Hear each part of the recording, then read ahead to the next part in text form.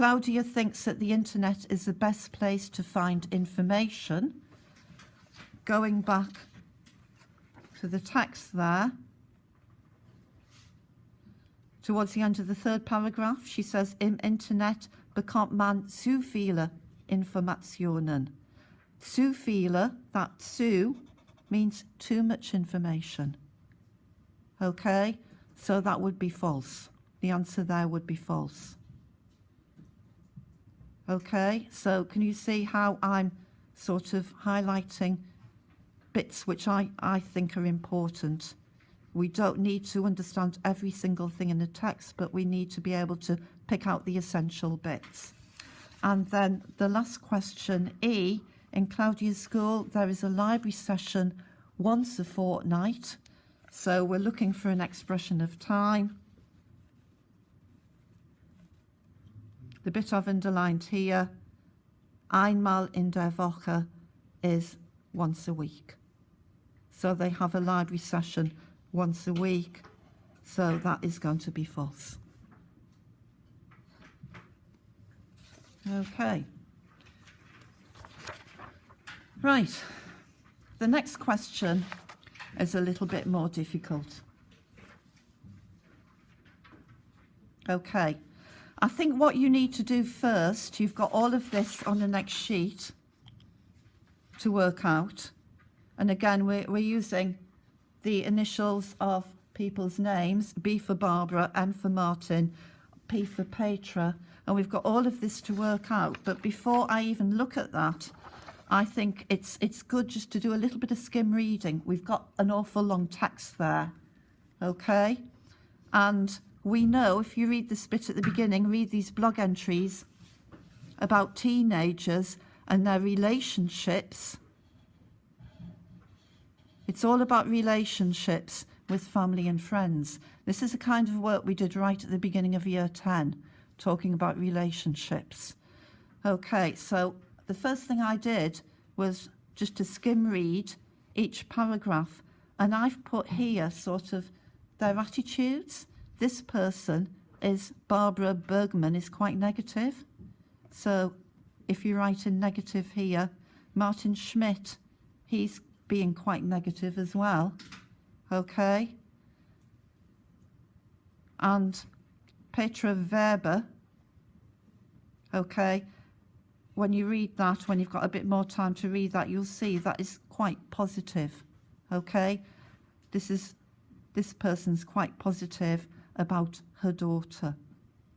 Okay, so we've got two negatives and one positive, and that is going to help you. It's going to save you time, I think, once you start looking at this.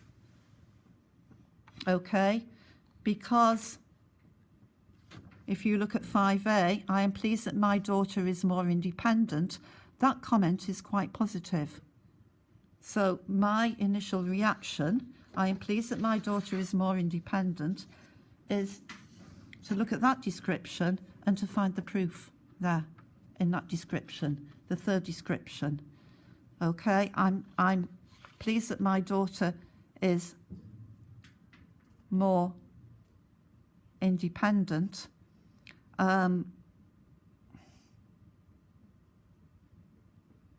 It's this little bit here, dass sie uns nicht mehr für alles braucht, which means I'm pleased, it tells you here, ich freue mich darüber, that means I'm pleased that she's not going to need us for everything. Brauchen is used a lot, this verb brauchen. Okay, brauchen is used a lot at higher level, meaning to need. So she won't need us for everything. Okay. So you'd answer there P for Petra, and then going back to those statements, B, my daughter and I used to talk about everything. Okay, so I would look at the other two descriptions now, because that's something a little bit more negative, and you need to find the proof in that. My daughter and I used to talk about everything is actually here. Unterhalten, there, is the verb to talk. Wir haben uns über alles unterhalten. And that's past tense as well. Okay? We used to talk about everything. And there, if you didn't understand that, if you read the next sentence, heute sprechen wir leider selten. You might understand sprechen, which means today. Unfortunately, we talk, and this word selten again, okay? It's come up twice already today. Seldom. We seldom talk to each other. So, you know, again, you've got a little bit more proof there. C, I think that it's okay for teenagers to make mistakes. That's more positive. So if you look at the third description there, the more positive one, okay, it's okay for teenagers to make mistakes. Man muss seine eigenen Fehler machen. That is your proof there. Okay? Now, there's an awful lot of reading I've given you here, so I'm just going to leave that now. I'm going to ask Mr. McIntyre to do a little bit of work with you on Thursday, give you a little bit more time to have a look at that in more depth. So we'll just leave that question at the moment and just move on, okay, because there are other things that I need to talk about. But hopefully you've got the idea of how to tackle that kind of question. This one, okay, is quite a difficult one as well, okay? If you just want to go through again, I think on Thursday, if you do a little bit of work with Mr. McIntyre on that, but can you just sort of highlight the bits which I have done there, and that will help you hopefully answer those questions.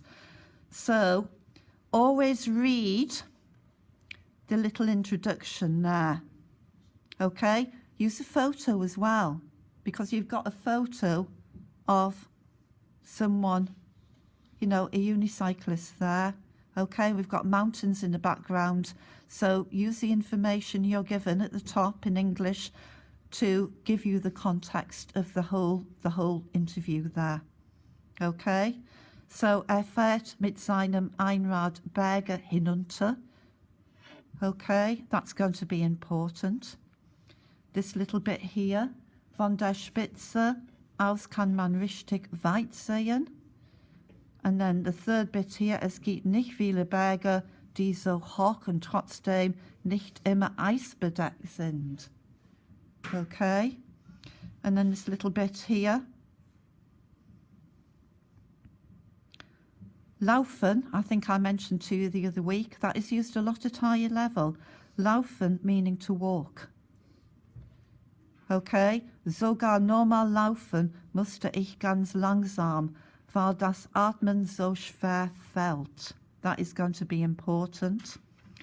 This little bit here. Aber wir wollten das Projekt ja dokumentieren. Für perfekte Fotos und Videos bin ich manche Teile deswegen dreimal gefahren. That little bit there. And then this last little bit. We haven't had the word Obdachlose, but it means people who are homeless. You will have done that by the time you come to do your exam next year. But that word that is really important at higher level, and we just had it last week, in order to. And that's going to be important to answer the last question. So, those questions are in English, and you're answering in English. But can you just make a note, please, like I've done at the top here? Make sure that your answers in English actually make sense in English. If they don't make sense in English, and they might not make sense because you've translated word for word, okay? If they don't make sense in English, you won't be getting your marks, okay? When you finish your reading paper, always check that what you have written in English makes sense. And make sure that you're using the marks down the side here. If you're given 2 marks, they're looking for 2 reasons. Okay? Again, there, 2 marks, 2 reasons. Okay? So that is really important there. Okay, and again, I haven't really got time to go through all of that now, so we'll leave that for your lesson on Thursday. I do want to have a look at this kind of question because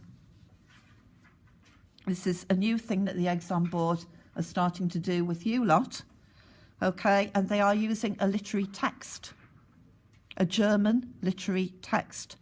This is taken from Grimm, the Brothers Grimm, okay, who wrote a lot in German. So they've taken this from the fairy tale, okay, and it's given in German. So I'm just going to go through this in a little bit more detail with you. The first question, wo wohnten, that's a past tense. Remember, that's imperfect, the imperfect tense. Where did the fisherman and his wife used to live? And we need two details. Now, you can lift that straight from the text. We're answering in German now. Okay, first detail, you don't need to answer in a full sentence. I'm going to lift that in einem kleinen Haus as one of my details. And I'm lifting that an der Küste, on the coast, as the second detail. Okay. Question 2. Was war der Fisch? What was the fish? Remember, this is a fairy tale. Was war der Fisch? Okay. If you look there, he says, the fish says, ich bin kein richtiger Fisch. I'm not a real fish. Ich bin eigentlich ein Prinz. Okay. So all we need is ein Prinz. And that will answer your question. It doesn't need to be in a full sentence. You could say, der Fisch war ein Prinz, but it doesn't have to be there. And then the last question, was sollte der Fischer mit dem Fisch machen? This is where we need to change something. You can't just lift it from the text.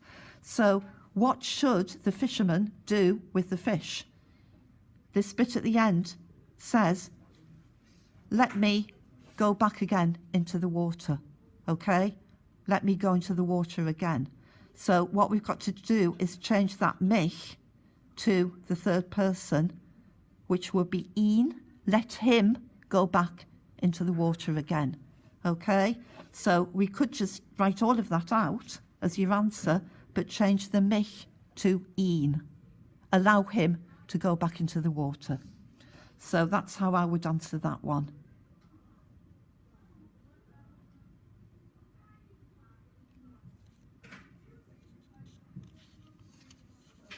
Okay.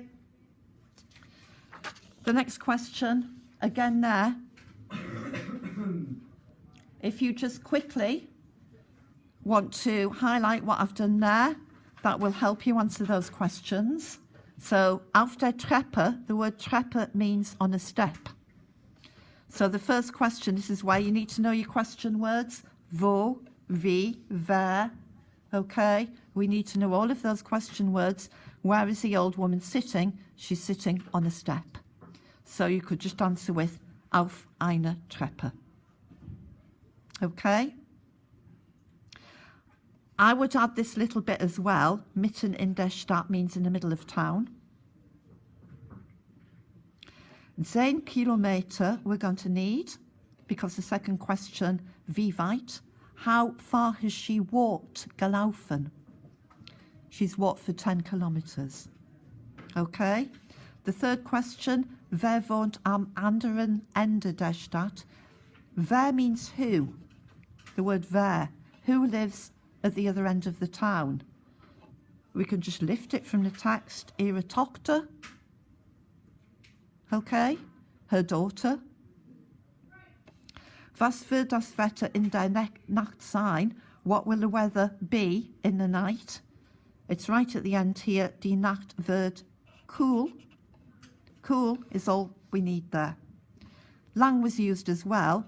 The night will be cool and long, okay? But we need the word for weather. So cool is the only word you need there. Right. I'm moving on quickly here. Translation. At the end of your reading paper, you get a translation to do into English.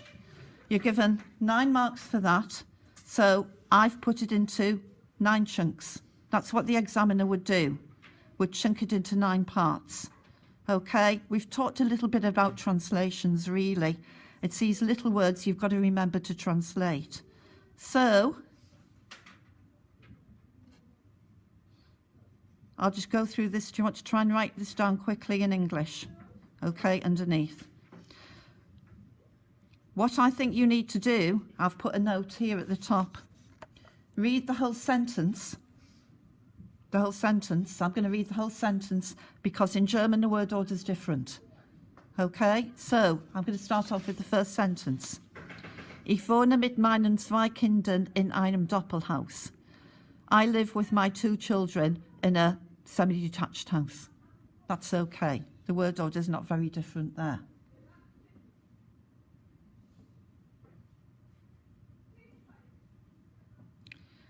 The second sentence, the word order is a little bit different. So in the first part of the sentence, my son goes to a grammar school. Remember, gymnasium. My son goes to a grammar school.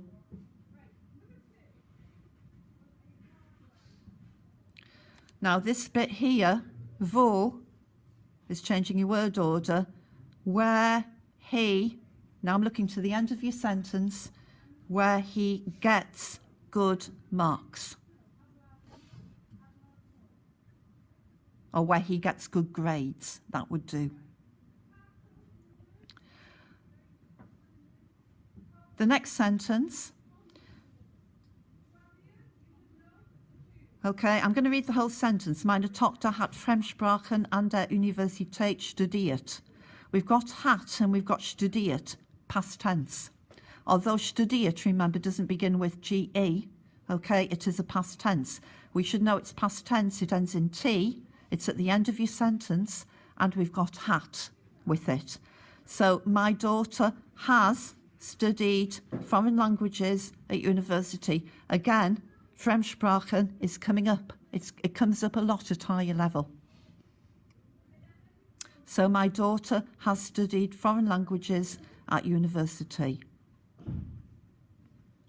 And the second part of the sentence, we've got weil, which is going to affect word order. So I'm going to be jumping to the end of the sentence again, because she would like to work abroad.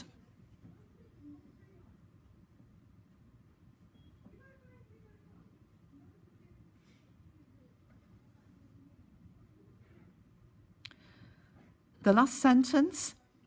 Meine Frau und ich haben uns vor 2 Jahren getrennt. So I'm going to read the whole of, I can break it down into 2 parts because you've got 2 phrases in this sentence. So my wife and I, that's in a past tense as well, getrennt. Okay, we separated. I'm looking at this word vor, remember, 2 years ago. We separated 2 years ago. And now I'm looking at the last phrase in the sentence, and we will, and I'm jumping to the end, we will get divorced in the summer. In just those examples I've given you today, there's a lot on school, there's a lot on relationships as well coming up. Okay, very quickly now. Okay, this you haven't done as a topic yet, but, okay, this is about holidays. This is just the 90-word one. There are 16 marks for this one. The second question for writing is the 150-word one. Okay, and the third question for writing is a translation into German. Okay, in the 90-word one, there's normally something which requires present tense, something which requires past tense, something which requires future tense, and something which requires an opinion. Okay? And unless you cover all of those things, you won't get a good mark out of 6 for use of language and accuracy. So you need to cover, make sure in your 90-word one, you have present tense, past tense, future tense, and opinions which are justified. I'll just go through the instructions here in English. You're talking about accommodation, something about your accommodation. That's the first point. The second point is how you got to your accommodation, how you travelled. So that's the past tense. How you travelled. The third point is whether you like going on holiday or not. So that's where your opinions come into it. And the fourth point is what you're going to do, what you will do later on in the summer. So that lends itself to lots of opinions, past tense, future tense. Your second question, your 150-word one, which I haven't given you an example of, but it's the one which comes after this. You're only given two of these points. And it won't specify what tense to put it in, but you will be expected to use all three tenses, okay, in the 150-word one, okay? And that is twice as many marks as this one. This is 16 marks. The 150-word one is 32 marks. Okay, and then your translation, I've just put at the bottom here. Okay, you're given 12 marks for your translation, 6 for communication, and 6 for language and accuracy, and that's the third part of your writing exam. Okay.